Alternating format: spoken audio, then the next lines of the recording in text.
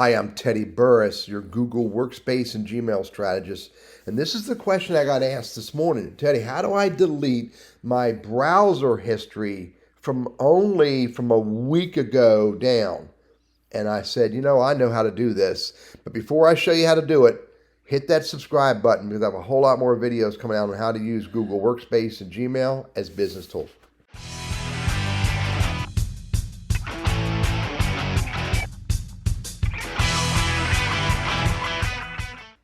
So browser history is really pretty easy. When you go to click on settings, you click on under.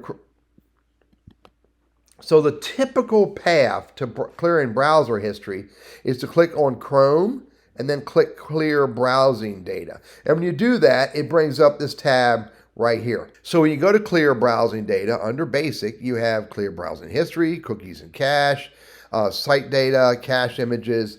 And look here, the only time range options are everything or the last 4 weeks, the last 7 days, last 24 hours, or the last hour.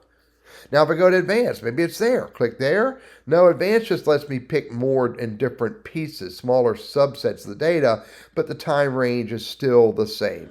All time, last 4, last 7, last 24, or last hour.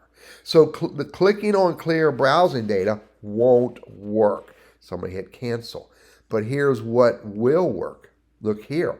If I go to history, show all history, it brings up this right here. And here's the history. Everything from this very moment right now at 11:20 or so, all the way back. Everything that I have not purged is all in here. Now, here's the neat magic. I could scroll back and find the data. I could practically just go to days. Let me see if it has the ability to go to days. I could go to Wednesday. Now watch what happens. If I just want to delete all the activity on Wednesday, click on the first date.